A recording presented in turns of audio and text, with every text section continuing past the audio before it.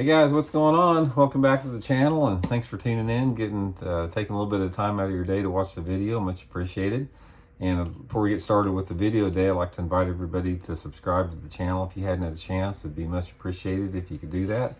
It's free and easy, and you can always unsubscribe if I irritate you too much. So appreciate that. So anyway, guys, today I'm going to have a little bit of a commentary on, I don't know if you guys saw it, but there was some guy up in, I think it was Wisconsin maybe, or Michigan, one of the two, that caught almost a 37-pound limit of smallmouth bass. 5 smallmouth that weighed almost 37 pounds, which they say is the heaviest 5-fish limit of smallmouth ever caught, which I'm sure it is.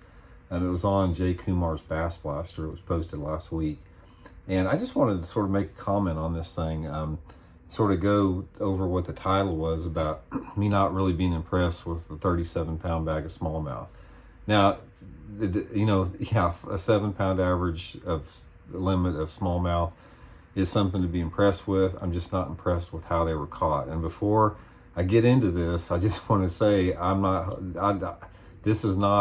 have anything against you. I don't want you guys getting puffed up at me if you're one of those guys that have caught big bags using Livescopes, because this isn't directed towards anybody personally, including these guys that caught the big limit of fish.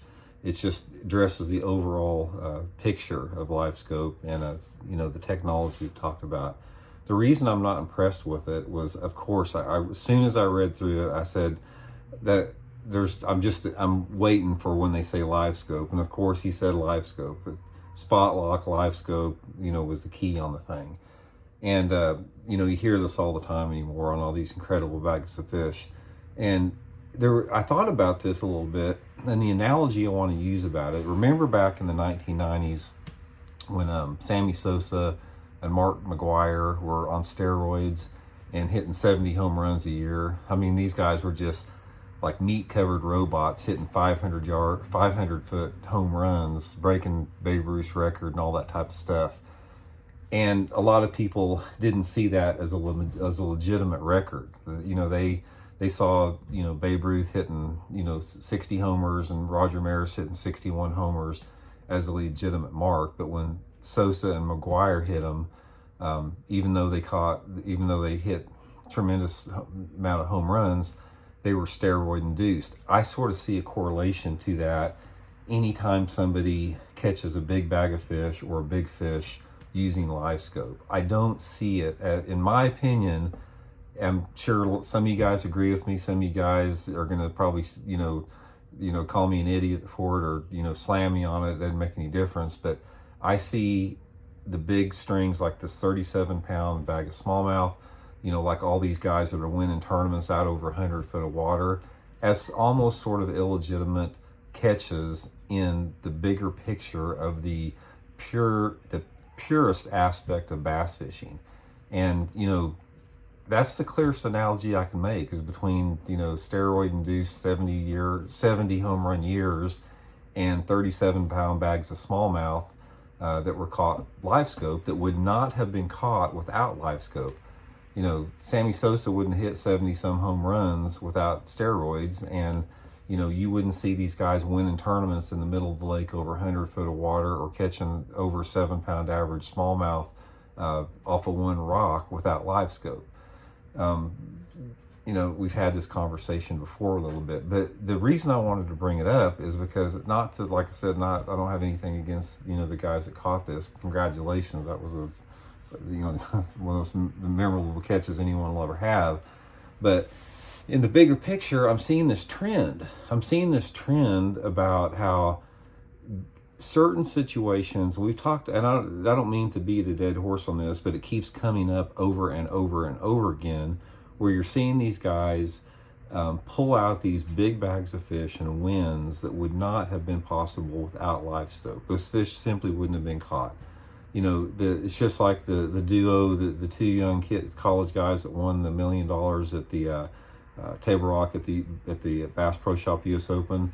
They wouldn't have won that tournament without Livescope. 37-pound bag of smallmouth would not have been won without Livescope. You can look back over the past 3 or 4 years, tournament after tournament after tournament, and you hear it all the time: Livescope spot lock, Livescope spot lock. The techniques are are irrelevant as far as how they catch them. So I just wanted to, that's just sort of a commentary I wanted to throw out there. Like I said, I saw that, and I was really disappointed when I saw that. I was hoping, it's like, man, that'd be really cool if that guy caught a 37-pound bag of smallmouth on a jerkbait without a live scope or something like that. But, you know, he caught him on a megabass spark shad, which is awesome smallmouth bait, off of one rock deep, seeing him on a live scope. And I don't know, there's going to be a handful of tournaments that I guess get one old school. I mean, sometimes it's just not going to be set up for a live scope, but really from late summer into the pre-spawn, you simply cannot win a tournament without it. You simply cannot do it. I mean, like I said, all the tournaments back at Table Rock, all these little weekend club tournaments, the little, 50 boat, local circus sites, you might as well take your money and just give it to them before you launch if you don't have a live scope. So anyway, that's a little bit of a commentary here today. I've got, like I said, I've got about 85% of the guys out there that sort of agree with what I'm talking about. The other 15% are going to say, Randy, you're a dinosaur, get a live scope, you're going to get left behind, hang it up, you're too old, that type. I've heard it all. I've heard all that type of stuff. But anyway, that's just sort of my 2 cents worth on it. Let me know what you guys think. Do you guys think that, does the fact that was a 37-pound limit of smallmouth caught with a live scope, do you guys feel it will delegitimizes that catch from if it was caught in a traditional manner? I'd just be curious to know everybody's opinion on that. So, guys, just a quick opinion video. Hope you guys are doing good. Thanks for tuning in, and we'll see y'all later.